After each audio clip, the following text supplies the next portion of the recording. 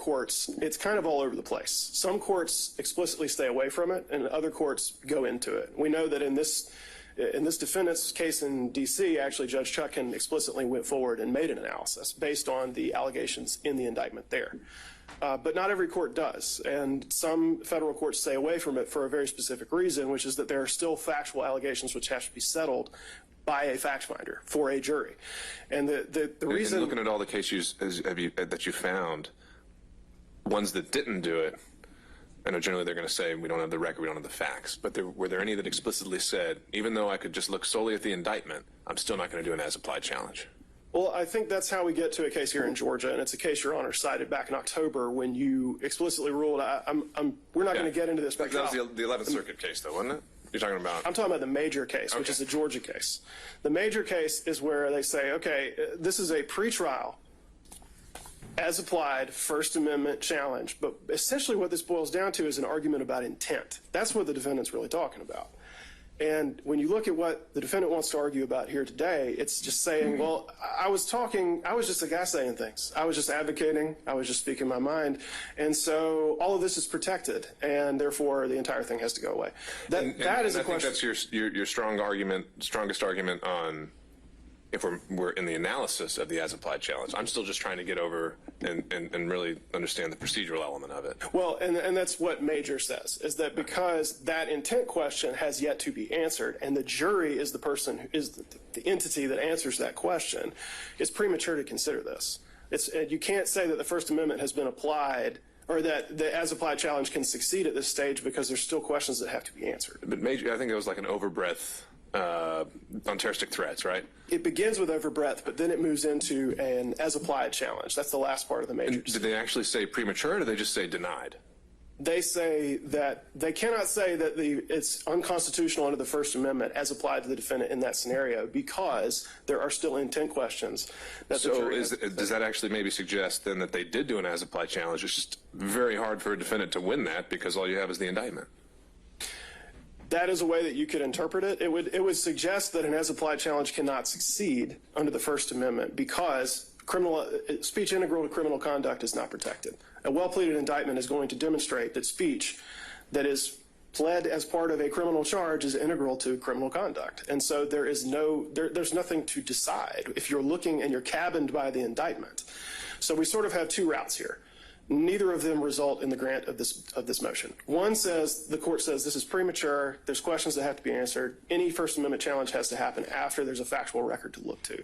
And the other says, okay, I can get to this today. It's not that I can't. I can, but there's nowhere to go because all of the speech is pled as integral to criminal conduct, and therefore it's not protected by the First Amendment. You could envision an indictment. I don't remember if Alvarez was a post-trial or pre-trial thing, but you could envision an indictment where perhaps they've drafted it to solely target speech because of its falsity or something like that. So maybe there's a use for an as-applied challenge in that kind of a situation. That's a fair point, Your Honor. It's just not the situation here. And it's not going to be the situation in almost any case. That was a special case where, of course, you have a very unique statute that was punishing.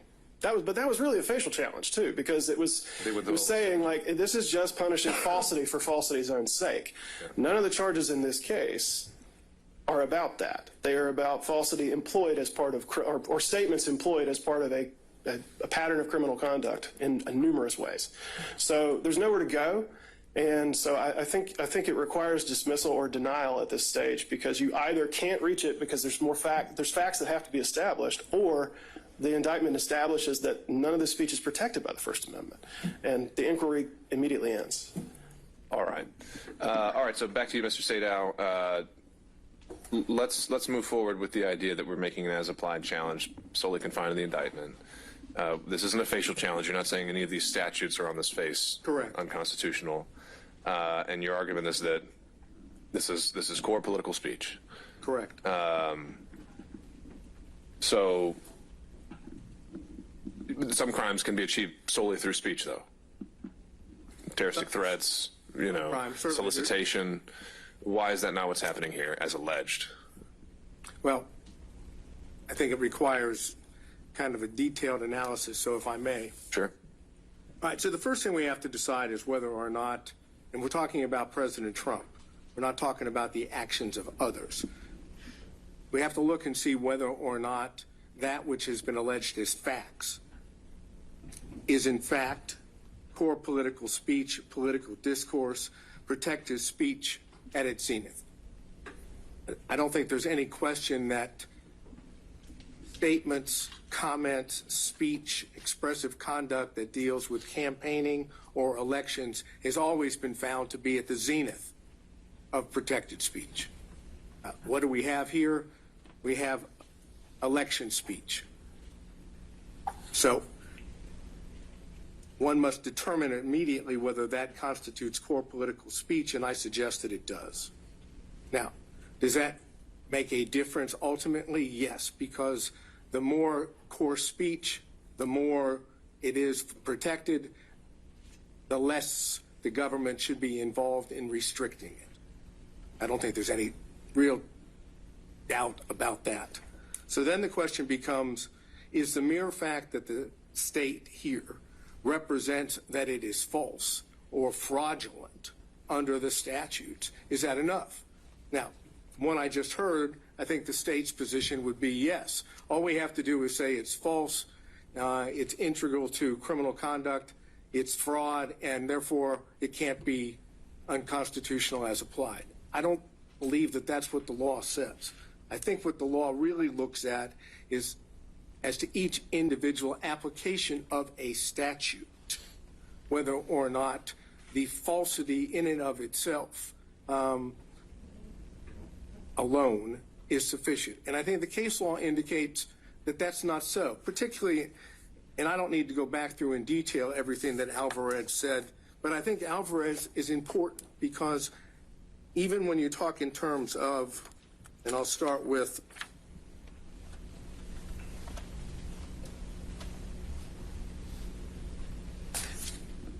we're looking at the majority, I guess it would be the plurality opinion, that by Judge Kennedy, but for purposes of interest to us, the Chief Justice and Justice Sotomayor agree. So now we're talking about two people still on the court. And I'm looking specifically at page 723, in which the court goes on to say, were the court to hold that the interest in truthful discourse alone is sufficient to sustain a ban on speech, absent any evidence that the speech would be used to gain a material advantage, it would give government a broad censorial power unprecedented in this court's cases or in our constitutional tradition. So that's the beginning part of plurality, saying the way to attack false speech or false political speech or core speech is with truth, which is precisely what was going on. We're talking about this time period without getting outside the indictment. You're talking about at the same time the allegations are being made, factual allegations in the indictment, you have others that are fighting that off. Government's position would be with state's position with truth. Moving beyond Alvarez, that part of it,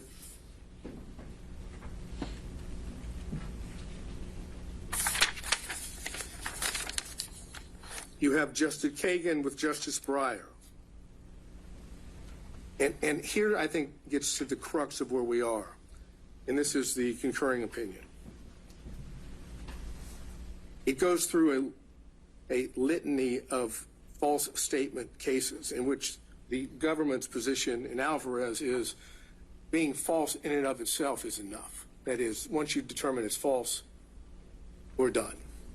But that's not what the concurrent says, and that's not what the dissent says. The concurrent says, basically, that these judicial statements cannot be read to mean no protection at all.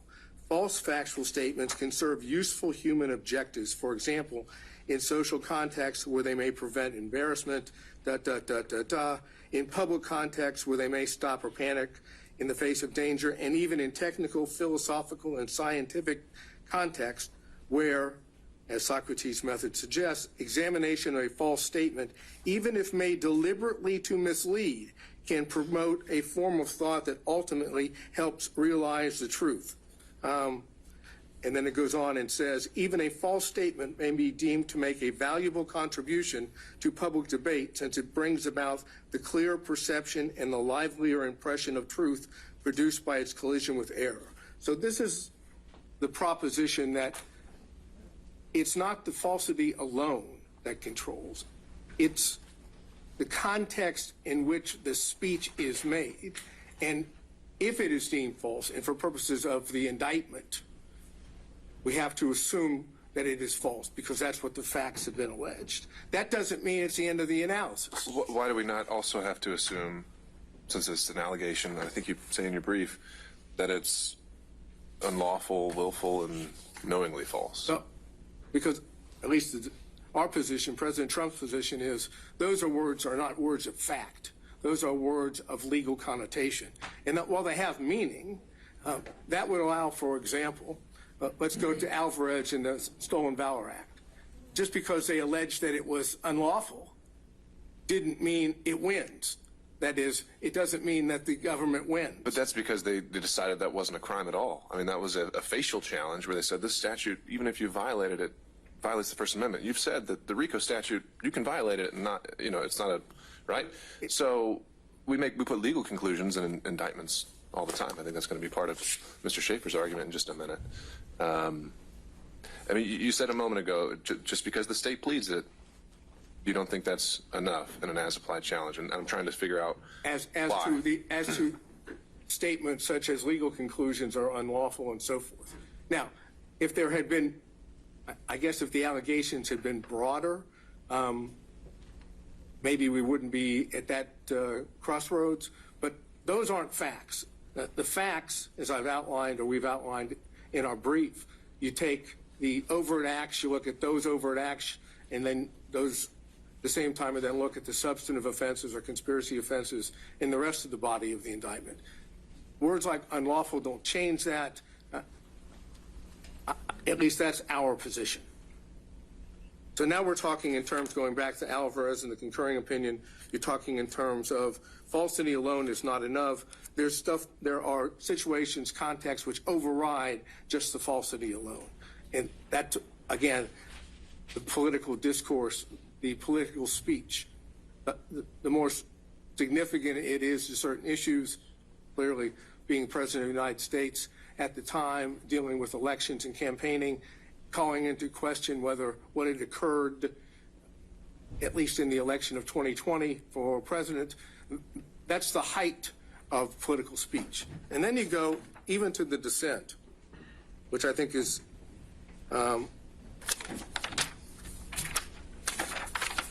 as important, because now you have Alito and Thomas, and members of the current court. And I go to that.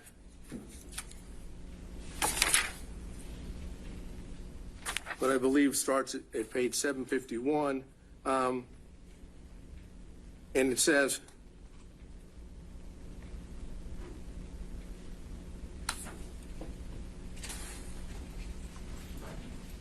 even where there is wide scholarly, and this is 752, even where there is a wide scholarly consensus concerning a particular matter, the truth is served by allowing that consensus to be challenged without fear of reprisal. Today's accepted wisdom sometimes turns out to be mistaken, and in these contexts, even a false statement may be deemed to make a valuable contribution to public debate, since it brings about the clear perception and livelier impression of truth produced by its collision with error, citing U.S. Supreme Court. That's the essence of what we have right here. That's the facts that have been alleged.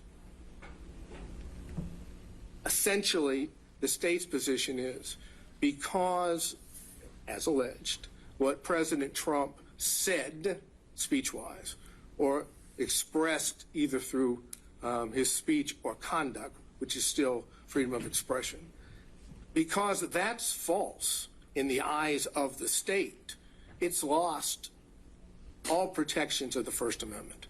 And the concurring opinion and the dissenting opinion in Alvarez suggests just the opposite. If anything, under the circumstances, it needs more protection, not less protection. So keeping that in mind, let's move to not RICO. Put RICO aside for a minute. Let's move instead to the conspiracy counts, which are counts 9, 11, 13, 15, 17, 19. Basically, what the state's position is on that, because it took this position previously in its filing on September 27, 2023, in response to that which was filed by Chesbrough. And I'm aware, of course, of the court's order that dealt with Chesbrough, and it didn't deal with the as applied. So I'm dealing. And more so in that one, as I go back and look at it, there was a much more kind of concerted effort to bring in facts outside of the indictment, right? And they started talking about, well, there was a transcript at the meeting, there was this, you know, so it didn't really seem to be a true as applied challenge, right? But as the court noted in its order, at that point it didn't determine that it was ripe for a pretrial challenge. So I'm taking what Chesbrough, what the state said as it applies now, because it says in that brief that it was both as to facial and as applied challenges. Essentially what it says is, as to those counts, 9, 11, 13, 15, 17, 19, as to 9, 11, and 17, the mere fact that it alleges a fraud is enough. That is, that's what's on page 5 and page 6. Since each of those statutes prohibit conduct involving fraud, we don't go any further. And I'm suggesting that's wrong, that you must go further. You must look at the speech itself, the expressive conduct itself in connection with those specific statutes. That's what the as applied is. The fact that it's a fraudulent statute, now you want to look and see why, under the circumstances here, the language speech of the president falls within that. And if you look at it in that sense, the mere fact that it's false is all that they have. There's not a finding that the speech itself, beyond the speech itself, is fraudulent. What the state wants to do is say, we have a goal. We have an objective here that we have put forward. Steal the election in an unlawful fashion. I say change that for a second to legitimate concern about the validity of the election. If that was the way you focused on it, which is a way to do it as applied, even with the facts, would what President Trump said on those counts be a protected speech? And the answer is it has to be, because the only thing that makes it fraudulent is the state saying it's false.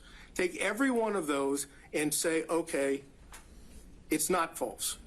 It's protected. The only reason it becomes unprotected, in the state's opinion, is because they call it false. And that's what Alvarez doesn't allow. In and of itself, it cannot be simply the content-based.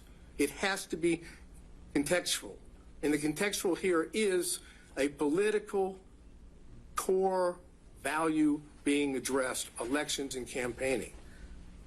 And that holds true for all of those that deal with the conspiracy. And then you deal with counts 29 and 39, which is the false statements charges. Now, it is clear that the Supreme Court would find that a statement made under 1001, 18 U.S.C. 1001, would constitute the appropriate, let's say, abridgment or non-protected conduct or speech. But Georgia's statute's a little different here, because we don't have a materiality element. It's the mere fact of falsity, which violates, according to Georgia law, counts 29 and 39. You don't have to do anything else but make a false statement, even if it is political discourse, even if it is in the heightened context that I've suggested. If it's false, it's a violation of the law. And I'm saying, as applied to political speech, that can't be constitutional as applied. Remember, no materiality, simply the fact that he said it. So essentially, what the state's position on that would be, it didn't have to be sent to anyone of consequence in the state agency. It just had to be said. Indeed, if you look at, and the most probably best example is count 39, that's a letter written after the election in September of 2021 from President Trump to Secretary of State, in which it has, according to that, one statement, and that constitutes, according to the state, falsity, but it's clearly political speech, and it's clearly being related to the activities and the matters that of election and campaign, even after the fact. It's still related just to that. So looking at 29 and 39, I think you have a situation in which the falsity alone is all they have as applied here to political speech. It is unconstitutional as applied under the First Amendment. And then finally, you have count 27. Quick question on that. Had you, I hadn't located one. Had you found anyone ever attempted a facial challenge on 161020? Yeah, in fact, I don't remember the name of the case, but it has been upheld, even though there was references to the fact that maybe materiality should be part of it. That's got to be the Haley case. That's right. That's right. Okay. So, yes, facially, yes. But Haley, of course, didn't go to the extent of trying to determine as applied in a particular context. And it's, again, I don't to repeat what I just said, but here we're talking about the heightened value of core political speech. And then with 27, we're talking about the filing of a false document. Again, the only thing there that involves President Trump is an attestation on the complaint. Now, all it refers to in the indictment is complaint. But again, we're talking about the act, the falsity, or the filing of a false document is the falsity in the document itself. And I'm suggesting under the circumstances that and that alone wouldn't violate that statute as applied. So regardless of the facial challenges, the question becomes here, is the mere fact that the state says fraud or false statement enough to get by an as-applied challenge? And our suggestion is it is not. Now let's go to RICO. And I think RICO is more difficult, to be honest with you, because we're talking about a much broader statute. At the same time, when you look at the allegations against President Trump, all of the allegations involved expressive conduct or speech. We have false statements alleged in overt acts, and again, all of which are political core value, political discourse. You have false statements in overt acts 1, 5, 7, 8, 17, 93, 97, 108, 113, 133, 135, and 157. Purely, the only allegations there are falsity. There's no allegation beyond the fact that those statements are made. And I'm suggesting that, again, heightened political speech has to be looked at differently. When it comes to tweets, which is, at least the way the state sets it forth, is also political speech, and here certainly by the then President of the United States, you have tweets in 22, 26, 27, 32, 75, 100, 101, 106, 114, 128, 138, and 139. So the majority of the overt acts involve false statements or tweets which are clearly political speech. How best to deal with that under the circumstances? To prosecute those under a broad RICO charge, supposedly with contesting an election by, I guess, illegitimate speech or expressive conduct? Or is the way that we are set up as a country is that the First Amendment plays through this by others, by those that are complaining that it's false, proving it's false, bringing forth the truth? That's the essence of what Alvarez has said. That's the essence of what a case called Brown versus Hartledge, which is cited in Alvarez. It's 456 U.S. 45 at 61, a 1982 decision. All of those speak in terms of when you're dealing with that speech, that political speech, you're best to deal with it through the pushing forth a counter view of truth, not prosecuting the speech maker or the person that is articulating his political views. Here we've done just the opposite. We have decided that because those views were unpopular and in state's opinion false, we must prosecute them to stop them from happening again, which is, again, the essence of why it's unconstitutional as applied, because that's not what the law says. Finally, the rest of the overt acts, either telephone calls or meetings or requests, no false statements. They're just acts, expressive acts. And they're in there as well. Those are political acts. And for the court's benefit, because I know there's a lot of overt acts, those are 9, 14, 19, 28, 30, 31, 40, 42, 43, 44, 90, 95, 112. What was in the old indictment is 123, paragraph, or number 2 is now, I think, is 125. 130, 131, 140, and 156. There is nothing alleged factually against President Trump that is not political speech. So what this court has to decide is the state's position that fraud or false statements under these circumstances, which I suggest really is alone, is that enough to get it by an as-applied challenge? Our position is it's not. Is there another way to look at this? They're going to argue at the same time that it's integral to criminal conduct. But it's the speech that's being punished. That is the criminal conduct. If it's not the criminal conduct, there would never be an indictment for the RICO against President Trump or any of these other counts. Take out the political speech, no criminal charges. Political speech disagreed with, basis for all charges. I think that is the best way for me to sum up where our position is. All right. Thank you, Mr. Sadow. All right, Mr. Wakeford or Mr. Floyd, if there are any points that you wanted to address or respond to. Maybe I'll start you off with this.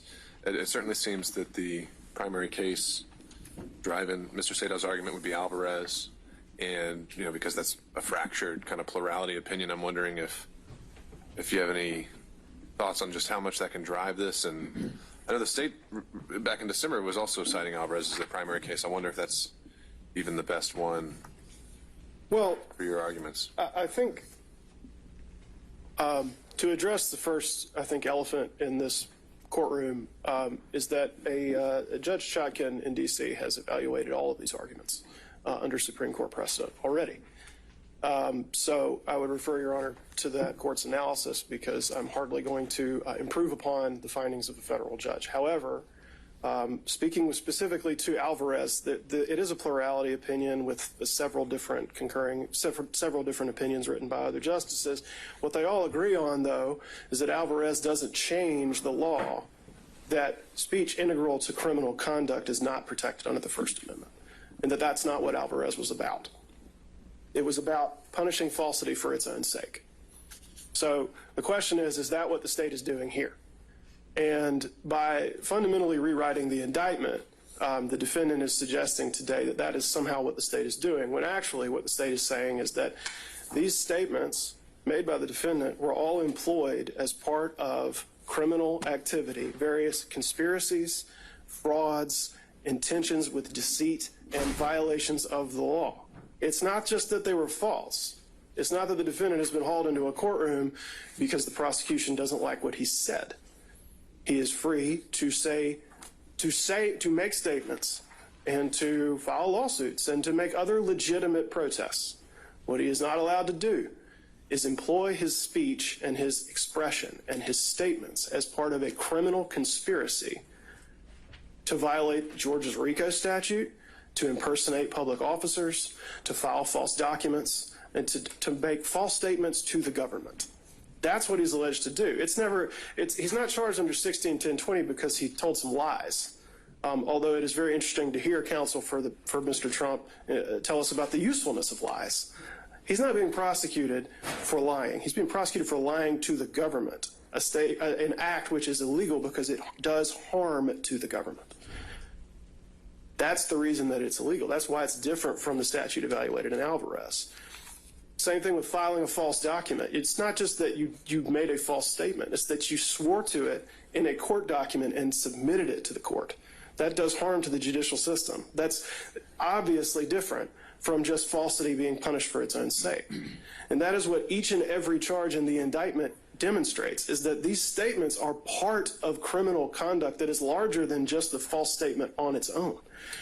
Especially with the RICO charge, where what we see is that this is a criminal organization whose members and associates engaged in various criminal activities, including but not limited to false statements and writings, impersonating a public officer, forgery, filing false documents, influencing witnesses, computer theft, computer trespass, and on and on and on. What the defendant is suggesting to Your Honor is trying to get around to the fact that because it's almost saying that because these statements are false, that these charges should be dismissed. It's like, well, you can't punish falsity on its own, and yet each time you look at the charge, the government's saying, the state is saying that he lied. So that must be the end of the inquiry.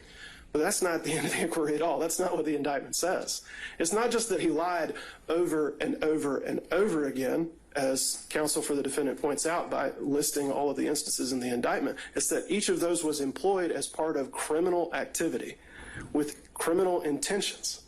And we finally get to a place where where I knew we would end up, which is saying, I believe Your Honor was requested to think about it as not as lies, but as legitimate concern about election issues. Well, that sounds like a trial argument to me. But this is why I began by talking about intent with Your Honor, because I knew we were going to end up in this exact place where he said, sure, you can look at them as lies because they weren't true, or you could think this is just well-intentioned concerns from an American citizen speaking his mind. And that, of course, would probably be a pretty good argument to put before a jury, and I expect we will see it, but it's not a basis for dismissing the indictment. The whole question of intent is no doubt going to be brought up. It can only be determined by a jury. But what we have heard here today is an attempt to rewrite the indictment, to take out the parts that are inconvenient and only say, well, it's all speech, it's all talking, and he was just a guy asking questions, and not someone who was part of an overarching criminal conspiracy trying to overturn election results for an election he did not win, by violating the RICO statute, by making false statements to the government, by filing false documents, by impersonating officers, and doing a whole host of other activity which is harmful, in addition to the falsity of the statements employed to make them happen. So I think there's been a suggestion that Your Honor can sort of reframe what you're looking at, but Alvarez does nothing to shift the basis that the court should stand upon when evaluating the indictment. And that is to say, is this speech being punished solely because it's false, solely because of its viewpoint, or is it speech that's being demonstrated as integral to a pattern of criminal activity? And finally, the fact that it speaks to political concerns or core political speech, and this is something that the court in D.C. Thoroughly addressed, does not change the fact that it can be employed as part of criminal conduct. The mere fact that you're talking about issues of public concern or core political speech, which may be completely fine and protected in most contexts, does not mean that you cannot be indicted if you use that kind of speech to pursue illegal activities. That's the whole nature of the question. So it's very circular, and I would direct Your Honor to page 6 to 7 of the post-hearing brief filed by Defendant Trump, which says, the speech integral to criminal conduct exception of the First Amendment does not apply here because all the charged conduct constitutes First Amendment protected speech. That is a very neat circle. The First Amendment protects us because all the speech is protected by the First Amendment. And in the end, no matter how much we hear about obviously the noble protections afforded by the First Amendment, all of this is an effort to get Your Honor not to look at the basic fact that this speech, this expression, all this activity is employed as part of a pattern of criminal conduct in a host of ways. And because Your Honor is bound by the indictment and has to look at the indictment and can't look beyond it, if we're going to get into this at this stage, then there's nowhere to go, as I said at the beginning, because this is all alleged as part of a pattern of criminal conduct and not protected by the First Amendment. Any argument to the otherwise is just to try to pretend like that's not true. All right. Thank you, Mr. Wakeland. Thank you, Your Honor. Your Honor, may I add one point briefly? Sure. Thank you. Wait a second, we're being doubled up on here? This is not a trial. I think you can handle it, Mr. Sadow. And this is, I'm just going to be on one specific point, not duplicate the argument made before.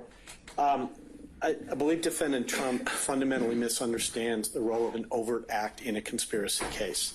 As we've discussed many times previously, this is a RICO conspiracy case.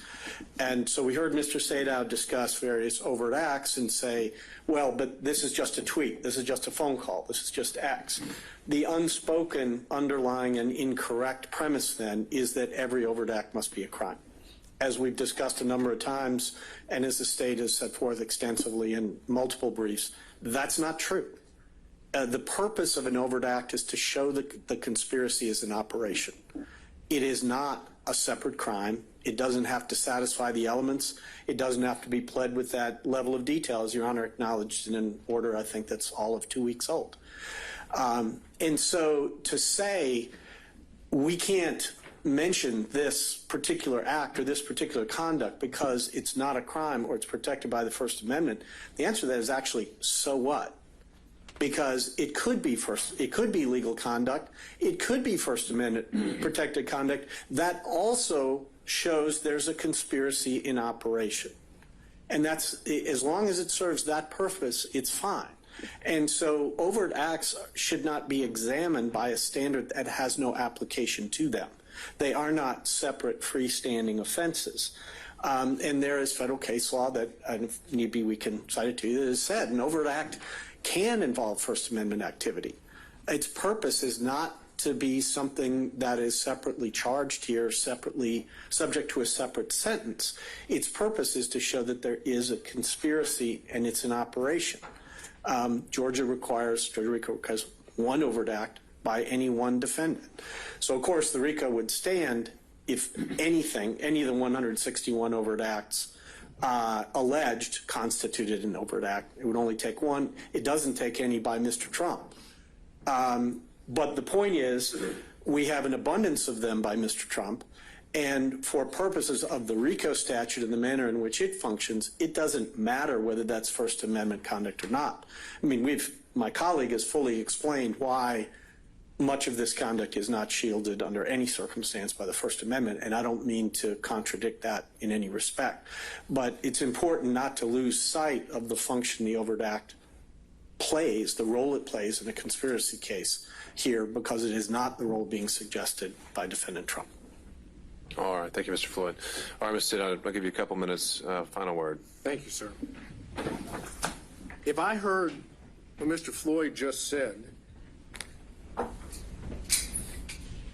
that if everything President Trump said was assumed true and included in the RICO indictment, and therefore now we're talking about true political speech, not alleged false, he could still be prosecuted for the violation of RICO. For the overt acts as alleged. Let's say even the overt acts ran afoul of the First Amendment. He's saying that wouldn't be fatal to count one. Because at that point, if there could be some other thing they prove that's not alleged as an overt act.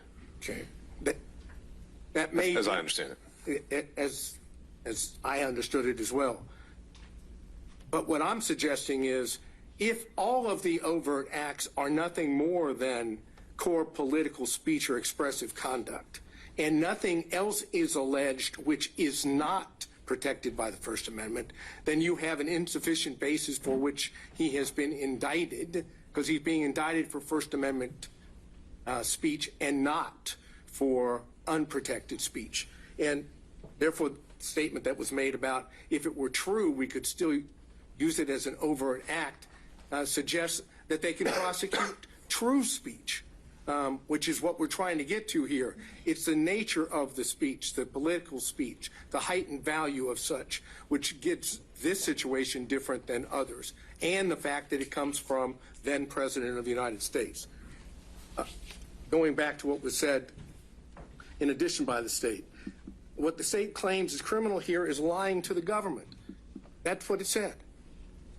That's the exact reason why in several of the Supreme Court cases, it's been found to be protected speech because it deals with the government, and falsity in sense of communication with or to the government is best dealt with through true speech, not through prosecutions, because prosecutions chill speech. And when it comes to political core speech, what you don't want is chilled. Fortunately, I have a co-counsel that is able to pull things up and help me inform the court until the computer shuts down. And looking at what Haley says, just to give you an idea of how the Georgia court, the Supreme Court, might look at this. There's a quote from Haley, and it says, "While there is no constitutional value in false statements of fact, such erroneous statements are nevertheless inevitable in free debate, and punishment of error runs the risk of inducing a cautious and restrictive exercise of the constitutionally guaranteed freedoms of speech and press. Accordingly, the First Amendment requires that we protect some falsehood in order to protect speech that matters." And I think that's what we're talking about here. To end this, and again, we're focusing on President Trump's conduct at the time that he, in fact, is the head of the executive branch.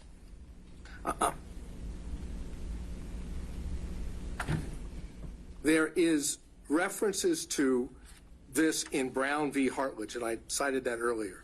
A well-publicized yet bogus complaint on election eve raises the concerns that you may have some impact that would affect an election. But the preferred First Amendment remedy of more speech, not enforced silence, has special force. Underlying our dependence upon more speech is the presupposition the right conclusions are more likely to be gathered out of a multitude of tongues than through any kind of authoritative selection.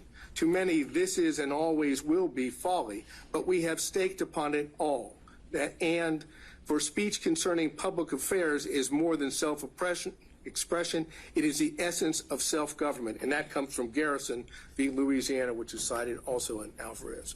Bottom line here is this. But for protected First Amendment speech, President Trump would not be charged in RICO or the other counts. Take out the protected speech, and you don't have an underlying basis for which to charge him. And since that violates the Constitution as applied to the charges here and his speech here and his position here, this is ripe for a constitutional challenge. One step further. If it's not ripe now, and we get into intent, when does the court determine that? Do you determine that after we have a trial? I think it would be the directed verdict stage. Well, right? Would it? That's a sufficiency of evidence. With all inferences, yeah, in favor of the state. That's a whole question. I mean, do we go through the whole trial? God forbid there should be a conviction, and then we go back to trying to determine as applied? I'm suggesting the reason it's ripe now, and the reason why we don't even get to a trial, is because it's unconstitutional to force an accused, be it the President of the United States, former President, or anyone else, to stand trial on protected speech. And I think that's what Alvarez and the progeny previous to that and after say. All right. Thank you, Mr. Sadow. All right. Mr. Gillen, do you need a minute before we dive in, or can we get started? No, we're ready to go. Okay. So just teeing this one up. I know there's a good bit of your motion that goes back into a lot of ground I think we covered at the December hearing. Well, let me start off with some good news for the court. I'm happy to hear it. See the smile already on the court's face. Wow.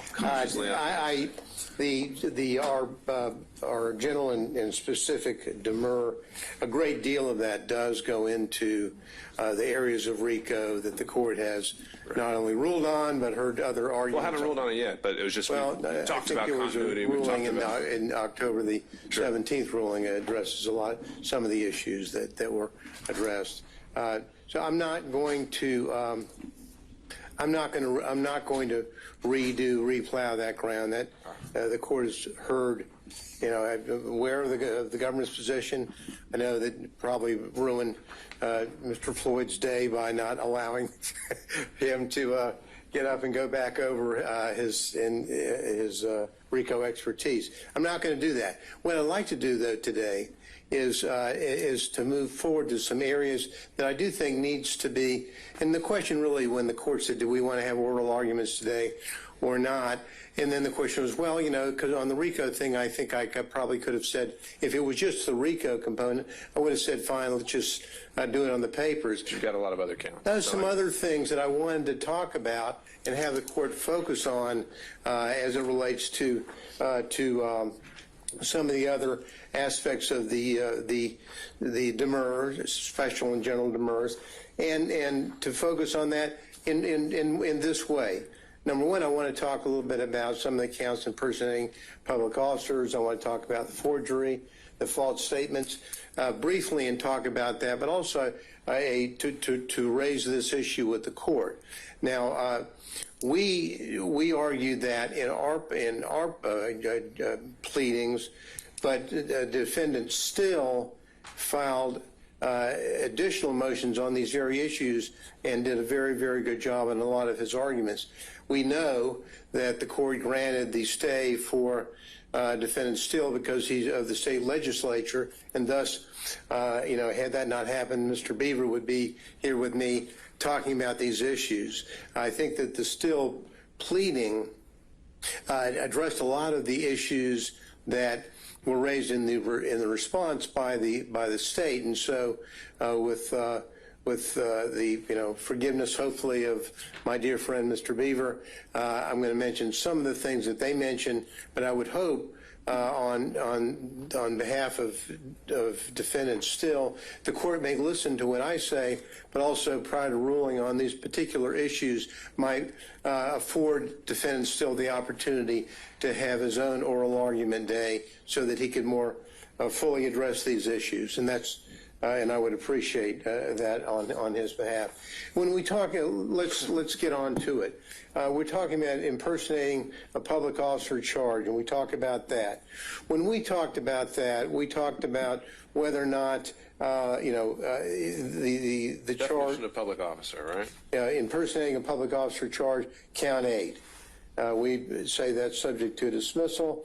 In that pertinent part, it says on October the 14th, on or about December 2022, unlawfully, falsely held themselves out as the duly elected and qualified presidential electors from the state of Georgia, public officers with the intent to mislead. Now, what we did in our pleading is we said, well, that is defective because under the statute 2151, as public officer, there is no reference there to presidential electors as being public officers, and therefore that should carry the day for us.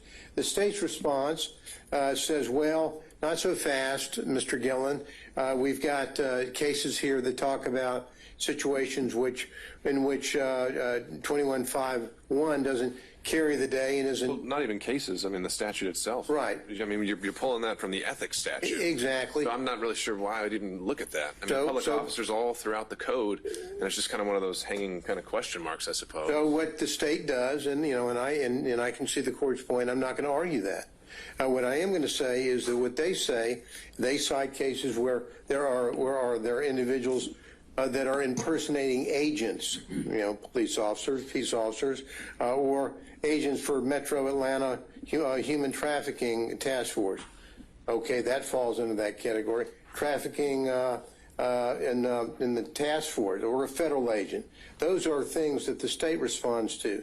I think that in the Still motion, it covers some of the concerns the court may have regarding this issue of public officer. And why we think that we should prevail on this as well. Again, hoping Mr. Beaver has his day. Well, do me the favor, actually, I've kind of put the still motions in a box, and I haven't opened it yet, so make those arguments for me. Well, I'm going to, All right. but not as articulately, I'm sure, as Tom could do it. But I'll give you the flavor.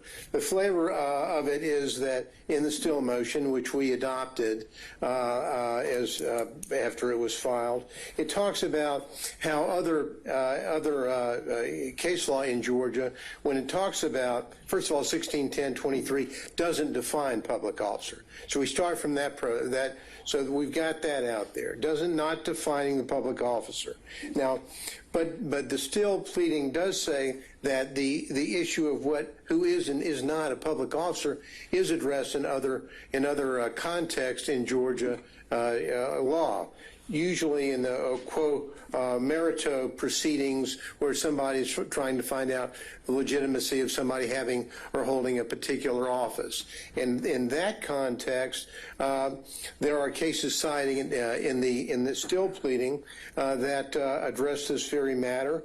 They cite Brown v. Scott and as a case in which the Brown v. Scott case, whether or not an individual has designation or title given to him by law or exercises functions concerning the public assigned to him by the law, they cite Brown. That doesn't, the inquiry doesn't really end there. The Georgia Supreme Court has noted the term public officer involves the idea of tenure, duration, fees, emoluments, and powers, as well as that of duty.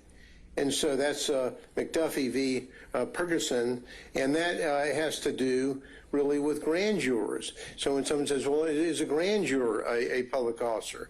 And the court, breaks down an analysis talking about that, saying not really, because grand jurors may only meet for a few days. They're not essentially, they're not there for some sort of duration or tenure. They don't take the same oath of office as prescribed for public officers, and they lack the element of tenure and duration which must exist to qualify as a public officer. Well, so how would that apply again to like a purely fictional task force? Well, I mean, let's forget the purely fictional task force. It would let's have it that case law from our Supreme Court, how it applies to our case, and how it applies to our case is the presidential electors are not people who have lengthy tenure, duration, which it must exist. Frankly, their job is to meet for one day. No, I see your framework there, but if the framework is actually in this, whereas the Metro Atlanta Human Trafficking Force, it doesn't even exist. Well, it doesn't. But someone is pretending to be an agent. Maybe they're a part-time. I mean, it seems like if well, you know what I mean. We might agree to disagree here, because I think that when someone says, "Well, here's my badge. I'm an agent of enforcement of the law for," and then names a particular entity that doesn't even exist. They're pretending to be a peace officer. They're pretending to be an agent for the government, which, by the very nature of that job, would have tenure, would have responsibilities, would fall into the definition that the Supreme Court has given in Brown v. Scott and McDuffie v. Pearson as to what a public officer should be. And so in that context, we have, and the same thing actually, it popped up again on the issue in Morris v. Peters, another case, Supreme Court case, dealing with whether or not someone is a public officer. That had to do with a quo warranto against the chairman of the Georgia Democratic Party and whether or not he would fall in as a public officer. Bottom lining it, like in that case, and which found that he was not, like grand jurors and public party officials, presidential electors are not public officials under Georgia law, especially for purposes of 1610-23. their jobs, services are temporary, like the grand juries. Their position really only arises once every 4 years, is limited to a single meeting on a single day. So it lacks that element of tenure and duration which must exist. So it's kind of like back to the political case, Morris v. Peters case, which dealt with a state party political chairman nominated in accordance with the rules of their party. But just because the fact that they were nominated by the rules of their party doesn't make them a public official. And like grand jurors, presidential electors they're not receiving their salaries for their service. So all of that, Your Honor, tells us that this particular count is flawed for the very purpose of these electors cannot be, under Georgia law, public officers. And so, we although we agree with the court's initial position regarding the limitation on the definition of public officer, in our pleading, good old Tom Beaver and the Still pleading has come forward to rescue us on that point.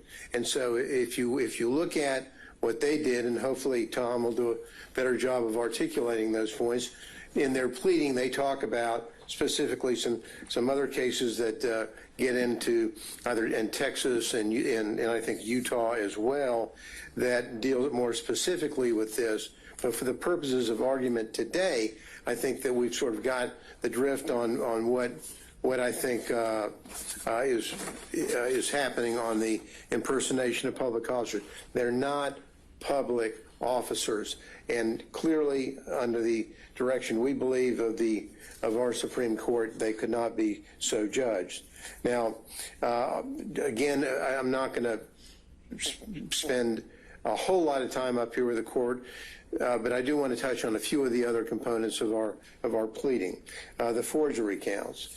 Now, we indicated in those counts 10 and 16 are sufficient to dismissal.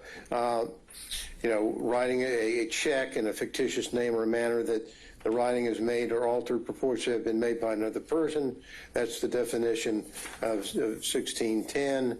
We have what we have here in this indictment is we have an assertion that a writing or other than a check in a manner that the writing is made purports to be made by authority of the duly elected and qualified presidential electors from the state of Georgia who did not give such authority. Now, that's what they allege. Let's break that down as to why, and the state's response to us saying they want to focus on the phrase under the authority, and what we have here is the concept of what is the authority. Who is this on October the 14th? Who was the duly elected and qualified presidential elector from the state of Georgia who did not give such authority on December the 14th, 2020? Now, the answer to that is that as a matter of law, simply as a matter of law, and we're going back, Your Honor, to some of the arguments we've made with the court earlier on the issue of supremacy clause, we're worthy of at least highlighting some of those points to the court for the purpose of making our point here. And that is this, that, under the federal law, as it existed in 2020, when the state of Georgia failed to comply with federal law about having an adjudication of any pending controversy or litigation, and as we know, in the public record in this courthouse was the pending and unresolved Trump and Schaefer litigation on the election. Now, because that lawsuit was not adjudicated pursuant to federal law, then the state of Georgia lost its ability after Safe Harbor Day, lost its ability to then name who the electors should be. And as we discussed earlier, and I'll shorten the argument, but for the purpose of the record, I'll just make the following points. Once that happens, and it's very, very clear from federal law and from the language from Bush v. Gore, the state, any Dissenting opinion of Bush v. Gore. yeah, true. But as it points there, it's like it's not. They see it as not even a serious issue, because the clear reading of the statute would say if you don't get it done by Safe Harbor Day, then you have lost out. And once that happens, the power then shifts back to the Congress. So as of by law, we think not a factual issue. By law, on December the 14th, 2020, there were no duly elected and qualified presidential electors from the state of Georgia because of that failure. And so I understand your point, and I don't want to get too deep into it, but since we're in Demurrer world here, wouldn't your allegation of whether a lawsuit was filed, whether it was pending, none of that's in the indictment? Doesn't that transform this into a speaking demurrer? Well, we don't think so, and the reason why we don't is the last time I think we quoted the court that the court could take a notice of the pleadings within the court system, and I believe that what we articulated there, and I don't think we had an objection from the state, could be wrong, but my recollection is we didn't. That we then worked from the framework of yes, in this courthouse. There was a filing, a pleading that we're not going, this isn't a speaking demurrer, it's a part of the court record. Part of the court record says there was a lawsuit that was not adjudicated by Safe Harbor Day. So we don't have to go outside the indictment. It's not a speaking demurrer. And because of that, by applying the law, these forgery counts, 10 and 16, in our view, must go. Now, the other counts that I would like to, or the other matter I'd like to discuss is the false statement component. On the false statement counts is that 14? Of 12, 18, and 40 dealing with false statement. Now, here, the issue here dealing with the false statement, for example, is when they're asserting that there was a document that was sent within the jurisdiction of the Office of the Georgia Secretary of State and the Office of the Governor of Georgia, departments and agencies of the government. Now, we've got two arguments to that. Number one, and again, back to Haley. Haley talks about this issue, and when Haley talks about it, the key thing is whether or not there was agency with the key phrase, with authority to act on it. Now, there are two flaws, the fatal flaws the state has as it relates to this issue concerning Haley v. State and on the issue concerning the safe harbor. One, as we mentioned, at that time, there was nothing for the state of Georgia to act upon. They merely received the information. It was merely a sort of a ministerial act, if you would. But even more fatal to their argument is the second argument that I made a moment ago, which I won't repeat other than referencing it. The failure to act by safe harbor date renders any activity on behalf of the state of Georgia, be it the governor or the Secretary of State, renders that gone. Because now it's all gone back up to Washington, to Congress to deal with that. And the government in the state can't now say, or at any time say, Well, we're saying that the Democratic nominees or the Democratic representatives for the electors, they ultimately became the duly elected. You don't do that. You don't parachute back into what happened on December the 14th. The world as we know it on December the 14th, there were neither Democrat or Republicans that were duly elected under federal law. And so, given that, we believe that the false statement counts should go. Thank you, Your Honor. All right. Okay, any thoughts from the state in reaction? Mr. Wooten, this one's yours. Yes, Judge.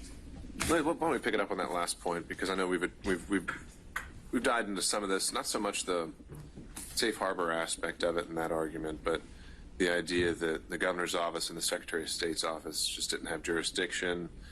I know you've said that that's an issue of fact that needs to be proven, but isn't that also something that could be shown by as a matter of law potentially? And I know you don't agree it is, and so you can cover all that. Sure. I don't agree that it's a matter of law. It is an issue of fact. And we've briefed this extensively and argued this before. We believe that even if it's not an issue of fact, even if the court were to consider it as a matter of law, we've given ample reasons why under statute all of these entities have jurisdiction over many of the crimes that are alleged in the indictment, many of the topics all of the topics where we've alleged that some of these defendants have made false statements regarding. So I do maintain that I believe that it's an issue of fact for the jury to decide that we have to put up that evidence. We have to ask the GBI officers, what is your duty? What is your authority? What can you investigate? We have to ask the Secretary of State individuals while they're on the stand, what are your duties? What is your job? What do you do? Why are these things relevant? Why are these material to areas where you have jurisdiction to do something? What is your ability to act on these things? I think all of that has to come out at trial. And so as it relates to that argument, I think it's way premature. And anything that again, I always go back to the standard for what is a demurrer, right? Right. But what I'm saying, just if there was a statute that explicitly, said that they didn't have jurisdiction, remind me, what is it that you're saying, just as a matter of law as a parent, that provides the governor authority over this after the safe harbor date? Judge, I don't have the indictment in front of me, so I'd need to know specifically what statement we're talking. I think this is in regard to the certificates or the paperwork where if an elector doesn't show up on election day or on December 14th, that the governor has to ratify a replacement of that person. I think there were some documents that were delivered by Mr. Schaefer and his co-conspirators to the governor's office, trying to get the governor to do that. That's provided by statute, that the governor is the one that has to ratify a replacement. So statutorily, he absolutely has the authority to act on that matter. Okay. All right. So, from the top, I think there was a lot of time spent on definition of public officer and some of the allegations raised in Mr. Still's briefing, which I think his motion deadline should be coming up soon. So if he's requesting argument, we'd have him in. Sure. But if you want to make any initial reactions, add it. Well prepared, Judge. All right. First, I want to I've made this statement in the past as it relates to Mr. Schaefer, and I'll make it again, which is we have to address an elephant in the room. The elephant in the room is that Mr. Schaefer is in the 11th Circuit right now demanding to be recognized as a federal officer. So what are we? I mean, are we saying that this position of elector is an officer or isn't? I think they need to make up their mind there. But as it relates to, I've actually got quite a bit of ground to cover, and I'll kind of take it as it was raised by Mr. Gillen. I want to start with, and again, as we pointed out in our response, we don't believe that the definition section in 2153 applies. I think you much conceded that. So, but Judge, if it did apply, I think it actually supports us, because if you look at paragraph B, this is 215322B.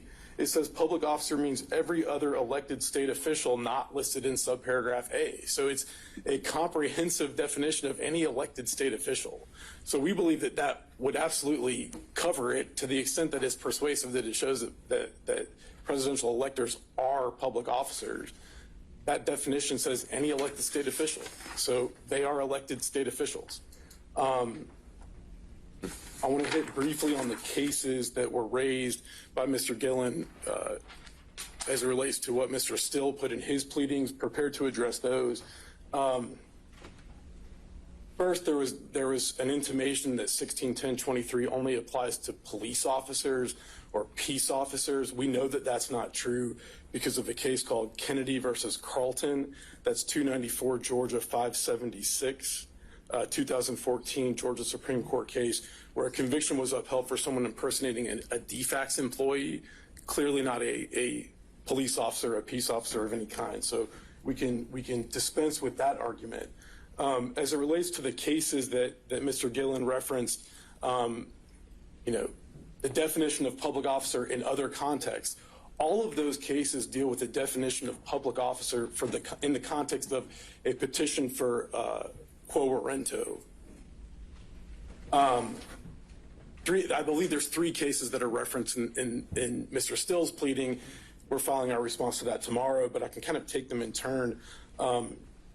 Mr. Gillen referenced this list of qualifications in the McDuffie case, tenure, emoluments, duties, etc.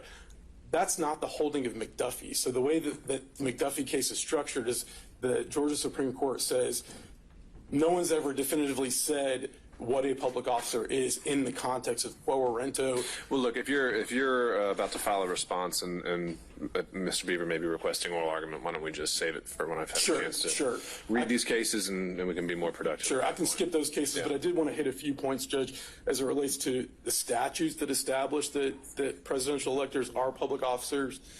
First of all, the actual office itself is created by law. So it's created by the United States Constitution, Article 2, Section 1, Clause 2, and it's also created by OCGA 21-2-10. That actually establishes that there is an office of presidential elector in this state. They have duties that are established by law. Those are established both in the U.S. Constitution in the 12th Amendment, as well as at OCGA 21-2-11. By law, they're elected by the public, 21-2-10. And also there was a reference that they don't get a salary. That's actually not true. There's a compensation for presidential electors that is set forth by law at OCGA 21-2-13. Additionally, the election code itself refers to the office of presidential elector. It refers to it as an office. In 2 places in particular, 21-2-132A and 21-2-132E. And again, we again rely on those cases that Mr. Gillen discussed. Garrison versus the state, 276 Georgia App 243, 2005 case where someone was convicted for impersonating a federal agent, an unspecified federal agent, and that conviction was upheld by the Georgia Court of Appeals. Cert was denied by the Georgia Supreme Court. And then the Libri case where they, of course, impersonate the Metro Atlanta Human Trafficking Task Force that doesn't exist. So we would argue to the court that the definition for 1610-23's purposes that our appellate courts have applied a very liberal definition as a public officer. It doesn't even have to be a real public officer, doesn't have to be a state officer, anything that purports to be, someone acting by authority of the government is a public officer. And that's certainly what presidential electors do. Their positions created by law, their duties are established by law. All right, so jumping down to the forgery counts. Again, elephant in the room. 1691, there's at least 5 ways that you can violate the forgery statute. The cases that the case that Mr. Schaefer relies on, Jackson versus the state, that's someone who was charged with forgery based on purporting a document purporting to have been made by another person. We did not charge under that provision of 1691. We charged under the final provision, which is by authority of one who did not give such authority. Mr. Gillen says that we didn't object to looking at these, things in the record in other cases. Let me be clear for the record, we do object. That's the definition of going outside of the indictment. So we agree with the court that considering those things outside of the indictment absolutely transforms that into a speaking demurrer is void. It can't be granted. If you look at the counts, the forgery counts, they track exactly the forgery statute. Case law tells us that that's what's sufficient for a general demurrer. I don't know that there's anything else to say about those counts. As it relates to the false statements, again, address that at the very beginning, but I would point out that in Haley, where both the conviction was upheld and the indictment itself was approved of, the indictment said this on the false statements counts. It said that the defendant did knowingly and willfully make a false and fictitious statement and representation in a matter within the jurisdiction of the GBI, a governmental agency, by calling himself the Catch Me Killer and stating that he killed 16 people. It doesn't allege any of the things that Mr. Schaefer says in his pleadings that have to be alleged. They don't have to be alleged. Like they've done in other motions, defendant here is trying to add elements to this offense that just don't exist, trying to add pleading requirements that don't exist. And Haley tells us the case itself directly quotes the indictment. That indictment alleges far less than what we allege in our indictment, and they said that Georgia Supreme Court said that case is just fine. I don't think that Mr. Gillen addressed the filing false documents motion. I believe in the pleadings they state that those counts are flawed because they fail to allege that the filing of the false documents didn't succeed. Again, that's not a requirement in an attempt charge. And they also say that the counts don't say who actually attempted to place documents in a mailbox. The way that we've charged the count, we've charged all of those defendants individually and as persons concerned in the commission of a crime. And so it'll be for the jury to determine if all the defendants are liable for what one of their co-conspirators did. With that, I'll take any questions that the court might have. Thank you, Mr. Wood. Thank you. Okay, so Mr. Gillen, your last motion we had for today. I have Oh, sure. 60 seconds for Sure, have at it. brief.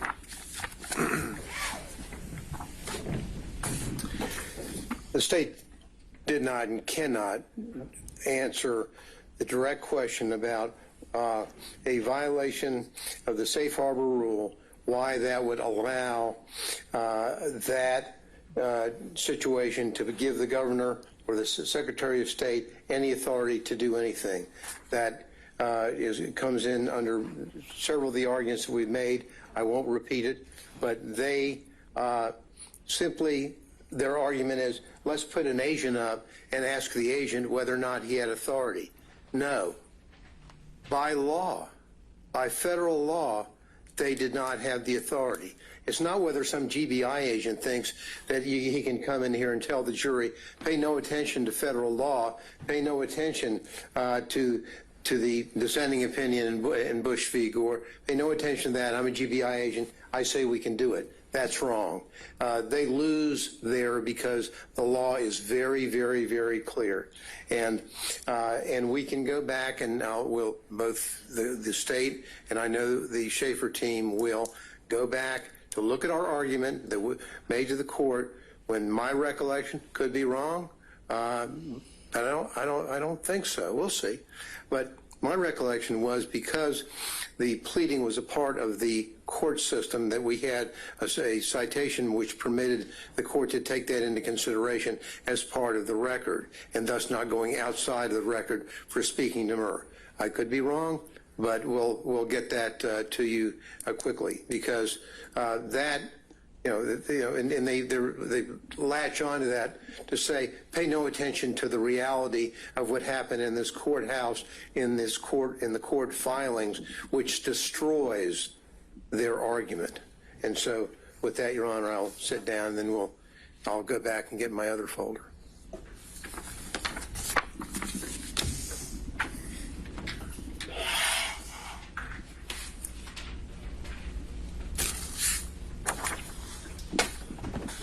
So, on your last motion here, kind of as we were with the First Amendment issue, I think we need to figure out where we are procedurally. Federally, it sounds like, this would be a pretty common motion. It'd be a surplusage motion. Georgia, it's not quite as clear for us. So, excuse me. Let's start with just the authority to kind of take a scalpel to an indictment and cut out things we don't like. Well, I mean, Your Honor, we talk about there's two components to this motion.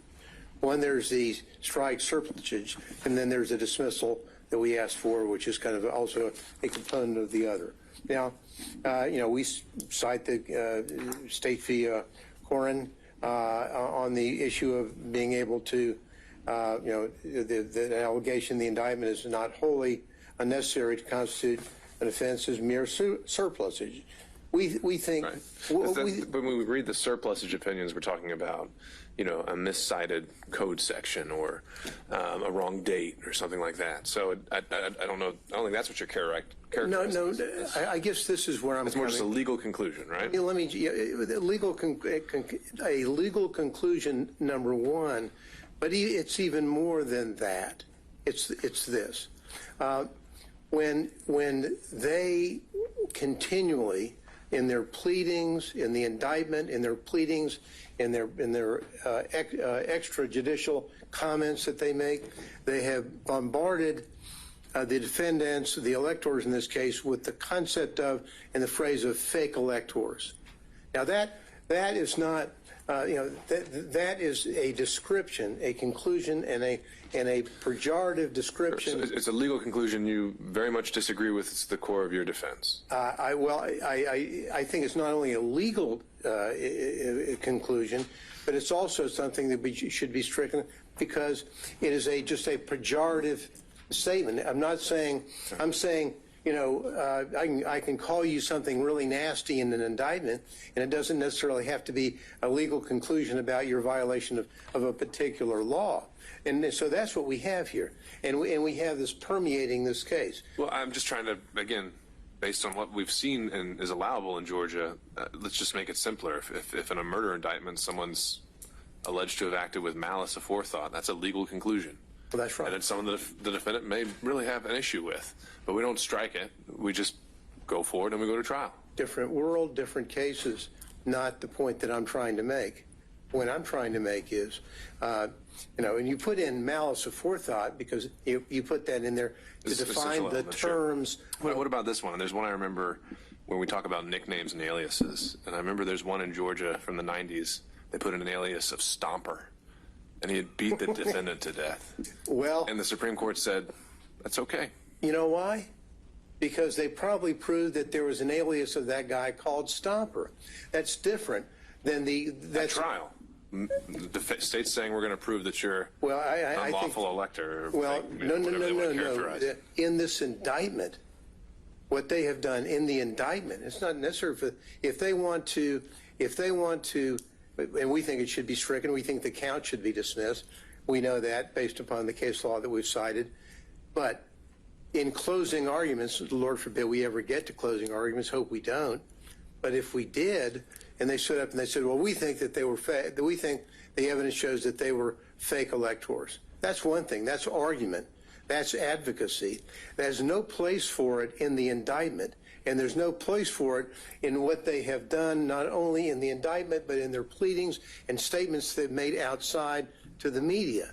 What they have tried to do is they want to have ingrained in the minds of the community and of jurors a concept that if you were not a Democratic elector on December the 14th, casting your vote at some other part of the state capitol, then you are a fake elector. And that is a pejorative term, not necessary for the charges, and should be stricken. That's the point that we're trying to make. And as it relates to our other arguments concerning the dismissal of those counts, I don't think I need to go back over most of my argument, or our argument on that really deals with the Electoral Count Act, so I don't think I need to revisit that in case the court we'll get there. really wants to hear that again. I don't think you do. But absent that, Your Honor, we think, number one, that the count should be dismissed.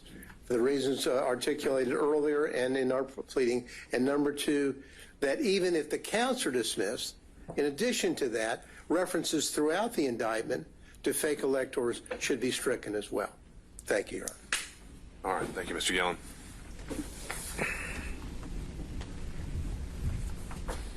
Judge, I'll be brief.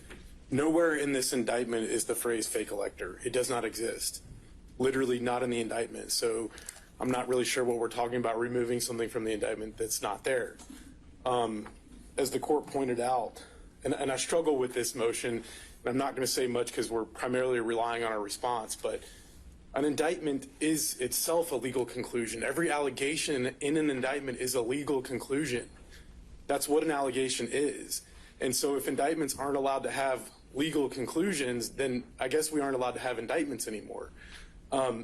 Judge, I think what the defense's strategy is here, and I know it's their strategy because they asked for it in the motion. They say, Judge, you should strike this language from these counts because we don't like it, it's not fair, it's pejorative, whatever reason. And now that you've stricken it, the counts don't charge a crime anymore, so you should dismiss them because they don't charge a crime anymore. That's nonsensical.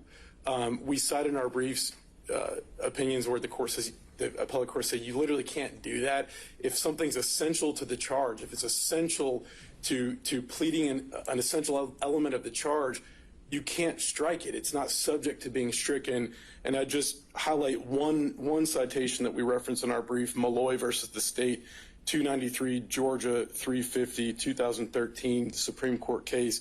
And that case says that when language in an indictment accurately describes the offenses charged and makes them easier to understand or more easily understood, they're not subject to being stricken because they're not surplusage. And that in making that, in analyzing language in an indictment, in this context, Malloy also says that the language is to be interpreted liberally in favor of the state. And so with that, again, we rely on our pleadings. The phrase fake elector does not exist in this indictment. Take any questions that the court may have, but otherwise, nothing further.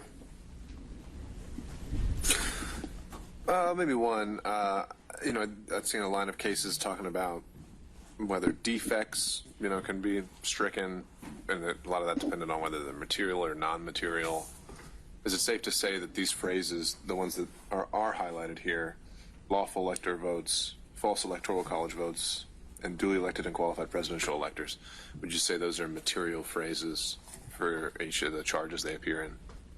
So I think that's a great question, and I think there's kind of a superficial answer and then maybe a more in-depth answer. My superficial answer is yes, they're material in the sense that they make the charges more easily understood. They're accurate to describe the charges.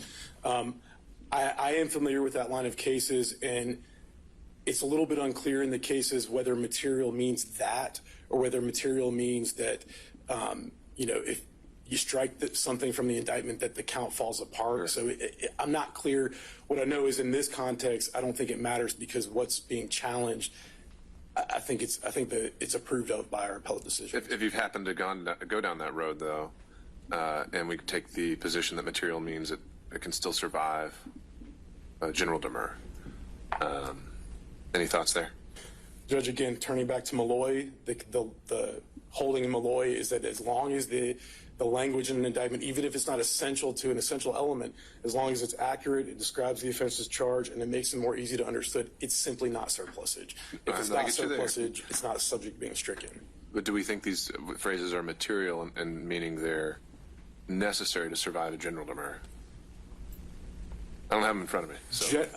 I don't either, okay. And so I hesitate to give an answer without the indictment in front of me. That's fine. Again, as long as the charges track the statute, they survive a General Demurrer. So anything that's not statutory language, I guess, wouldn't fall into that category. But then we get into special Demurrer territory, and that's a whole different situation. Right. Fair enough. Thank you, Judge. Okay. Thank you all. Anything else we should, or matters of housekeeping, anything else we need to take up before we break? Anything from the state? Nothing from the state, Your Honor. All right. Thank you, Ms. Young. Anything from either counsel? Okay. Then we'll be Adjourn. Thank you. Thank you, Judge.